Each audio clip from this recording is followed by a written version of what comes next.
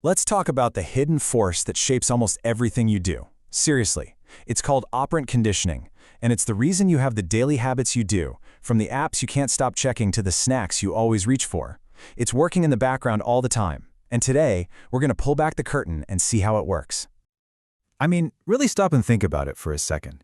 Why do you automatically reach for your phone when you hear that little ding? And how on earth do you teach a dog to do something complicated, like fetch your slippers? What's the secret? The answer is actually pretty straightforward. It all boils down to this one simple idea. Our brains are constantly learning from what happens right after we do something. If something good happens, we're more likely to do it again. If something bad happens, well, probably not. This is the absolute core of operant conditioning. So this idea was really pioneered by the psychologist B.F. Skinner. And what he figured out was that our actions aren't just random. We're using them like tools to get what we want. It's a constant feedback loop, You do something, the world responds, and you learn from that response. It's how we navigate pretty much everything. Okay, so how does this actually work in practice? Well, psychologists have basically broken it down into a simple 4-part toolkit for changing behavior. Once you understand these 4 tools, you'll start seeing them absolutely everywhere. First things first, you have to decide on the goal. It's a simple fork in the road. Are you trying to make a behavior happen more often, or are you trying to make it happen less often? If you want more of something, you're using reinforcement. If you want less of it, you're using punishment. Simple as that. Now, here's the part that trips a lot of people up, and it's super important.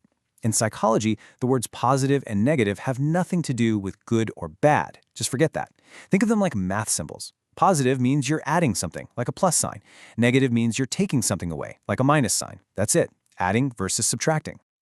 Okay, so let's put it all together. Let's say you want to increase a behavior. You can use positive reinforcement, you add something good, like giving your dog a treat when it sits, or you could use negative reinforcement. You remove something bad, like when you buckle your seatbelt to stop that awful beeping sound. See?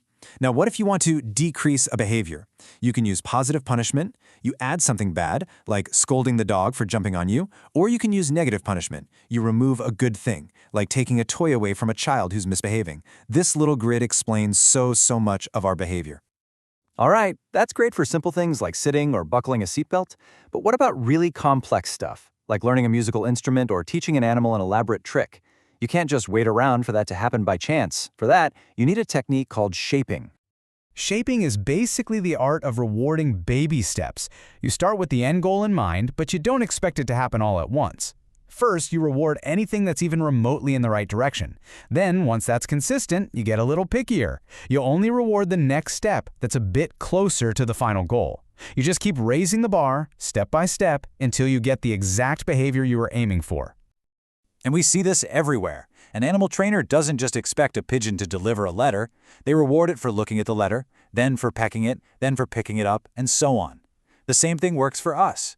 If you want to start working out, don't aim for a 10K run on day 1. Just reward yourself for putting on your running shoes. Then for a 5-minute walk. It's an incredibly powerful way to build new habits from scratch. Okay, so now that we have our toolkit, reinforcement, punishment, and shaping, let's take a look at how these exact principles are being used all around us, every single day, often in ways we don't even realize. Let's start with one of the most obvious places we see this: parenting. So many common parenting strategies are just operant conditioning in disguise. Think about a sticker chart. A sticker is just a piece of paper, right? It has no real value on its own, but because it can be traded for something the child actually wants, like a toy or a special treat, that sticker becomes a powerful reinforcer. And Grandma's rule, we've all heard this: you have to eat your vegetables before you get dessert. That's just using a fun activity to reinforce a not-so-fun one. It's simple, and it's brilliant. Now, parents aren't the only ones who've figured this out. The video game and gambling industries have become absolute masters of using these psychological tools to keep us hooked. So what makes slot machines and video game loot boxes so incredibly addictive? It's something called a variable ratio reward schedule. That's a fancy way of saying you get a reward, but you never know when it's coming. It might be the next pull, or it might be in 100 pulls. That uncertainty is like rocket fuel for your brain. The anticipation of the win releases dopamine, making the act of trying again and again incredibly compelling. And of course, we have to talk about the most classic, most visible application of all of this: training animals. Professional trainers are experts at this stuff. Take clicker training, for example. What they do first is pair the sound of the click with a treat. Click, treat, click, treat, over and over. Pretty soon, the dog's brain links the click sound with the reward.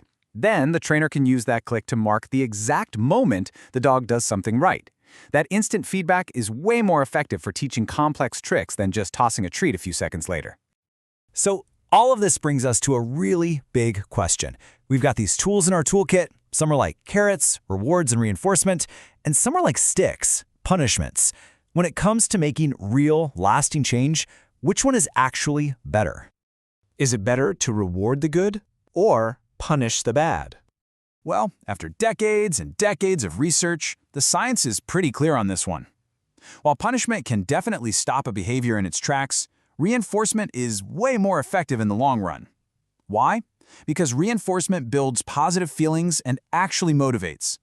Punishment can lead to fear, anger, and resentment. But here's the real kicker.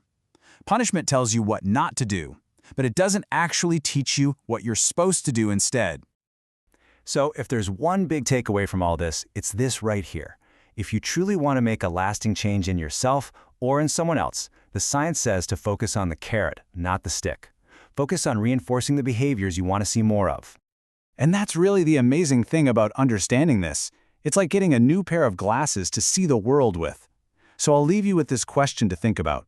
What are the little rewards and consequences in your own life that are shaping your habits every single day? Because once you start looking for them, I promise, you'll see them everywhere.